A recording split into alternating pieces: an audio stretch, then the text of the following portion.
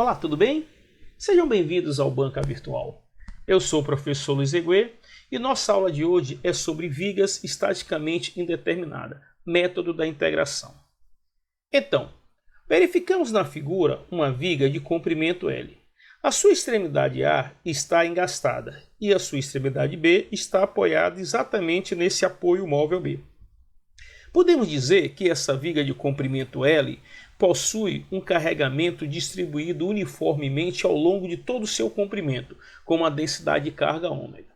Então, observando o diagrama de corpo livre dessa viga, verificamos que, para esse comprimento L, nós temos em A uma reação vertical a Y, uma reação horizontal a X e o momento.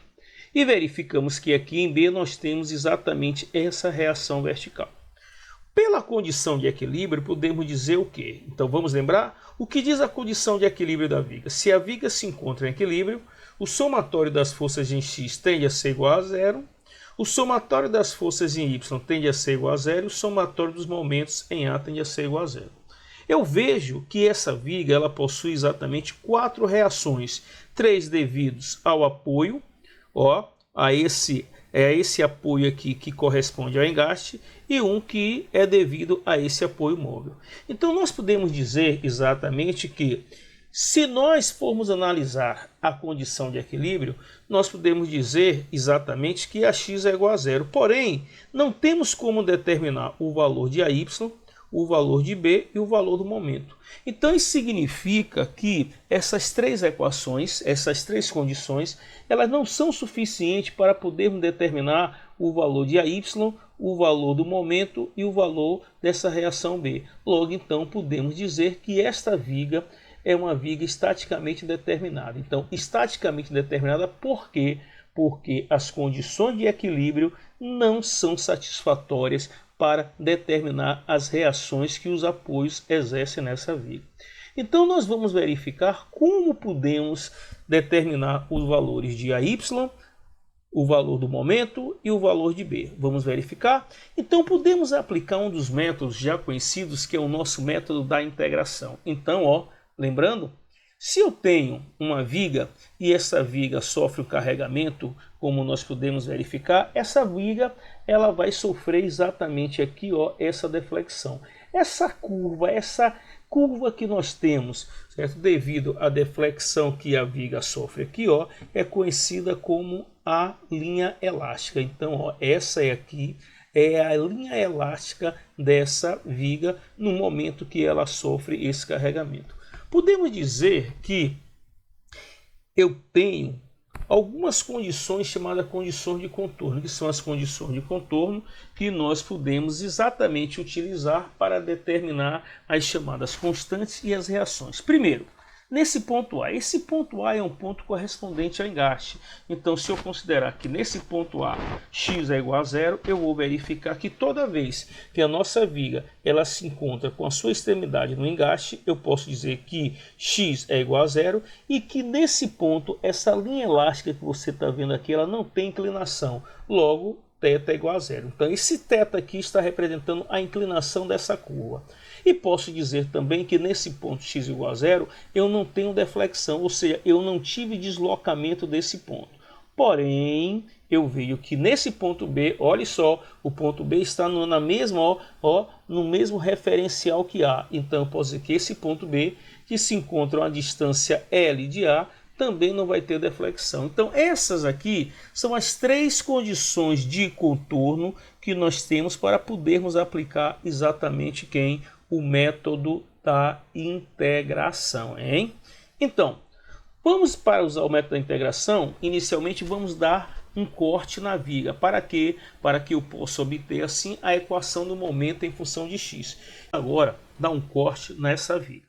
Mas antes de darmos o corte aqui na viga, vamos analisar exatamente o diagrama de corpo livre para essa viga. Então eu posso dizer, o somatório das forças em x é igual a zero. Então, se o somatório das forças em x é igual a zero, isso significa dizer que a reação a x tende a ser igual a zero. Eu posso dizer que a soma da reação a y mais b menos ômega L é igual a zero. Eu posso dizer também que o somatório dos momentos em A é igual a zero.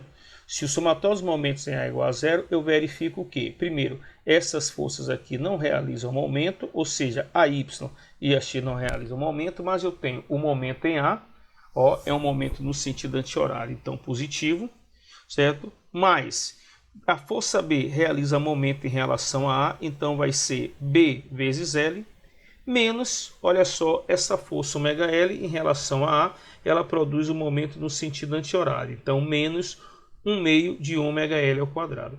Então verifique que essas três equações aqui, ó, elas foram originadas a partir de quê? Da condição de equilíbrio. Mas o que eu preciso para aplicar o método da integração é ter exatamente a equação de quem do momento.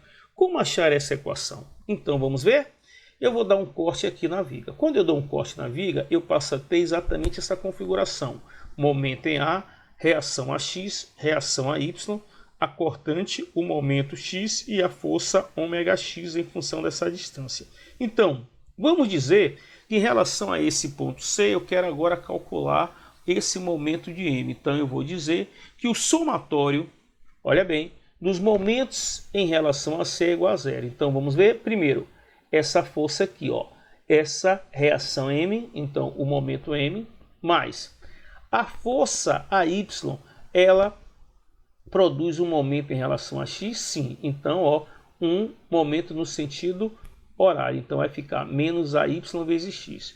Eu posso dizer que essa força, olha só, essa força aqui, ômega X, ela produz aqui em C um momento no sentido que? No sentido, vamos ver, anti-horário. Então, vai ficar, ó, ômega X vezes essa distância, X sobre 2, que dá 1 meio de ômega X ao quadrado.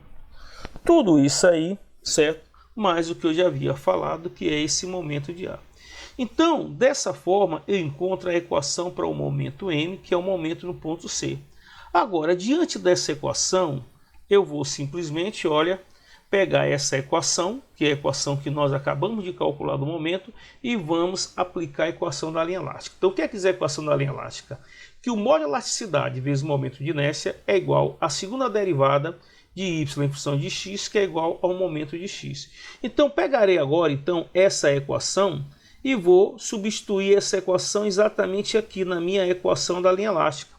Então, eu vou ter E vezes I da segunda derivada de y dx ao quadrado é igual a, ó, menos 1 meio de ômega x ao quadrado, mais a y vezes x menos o momento de A. Então, essa daqui, amigos, é, ó, a equação que nós vamos trabalhar. Pegar esta equação, que é a equação da linha elástica, e vamos integrar essa equação. Ao integrar essa equação, verificamos que integrando em função de x, nós temos E vezes I, a integral da segunda derivada da primeira derivada, de menos 1/6 de ômega x ao cubo, mais 1 meio de AYX ao quadrado, menos MAX mais C1. Então, essa aqui, ó, é a nossa equação, sofrendo a primeira integração. Vamos agora pegar essa equação e realizar a segunda integração. Então, integrando, eu vou ter EI vezes integral da primeira derivada da minha função primitiva, que é igual a integração desse termo, dá menos 1 sobre 24 ômega x à quarta, mais 1/6 de AYX à terceira, menos 1 meio de MAX ao quadrado, mais C1 de x mais C2. Então, olha, eu tenho aqui a segunda integração da minha equação e aqui a primeira integração. Então agora eu posso simplesmente utilizar o que, amigos? Vamos ver? Eu vou utilizar aqui, ó, o que nós temos, o que significa esses termos aqui, vamos lembrar? Significa nossas condições de contorno, não podemos vacilar. Então eu vou dizer que para x, olha você, para x igual a zero, y é igual a zero. Se eu substituir aqui, olha que beleza, amigo, eu vou dizer que aqui vai ser 0, 0 porque aqui é x, x sendo 0 aqui é 0, x sendo 0 esse termo é 0, C1 vezes 0 é 0, então eu chego à conclusão de que C2 também é igual a 0. Se eu verifico que x igual a 0, eu tenho que dy dx é igual a 0, então eu vou pegar, ó, aqui vai dar 0, aqui vai dar 0, aqui vai dar 0, aqui vai dar 0. Então todos esses termos aqui, ó, onde eu tenho x, vai ser 0. Eu sei que a inclinação também é zero. Com isso eu concluo que C1 é igual a C2, que é igual a zero. Então olha que interessante. Eu já tenho, amigos, uma situação onde eu posso verificar que as constantes C1 e C2 são iguais a zero. Porém, eu ainda tenho, se você não percebeu, ó, uma terceira condição de contorno, que me diz que para x igual a L, y é igual a zero. Então eu vou pegar essa condição e vou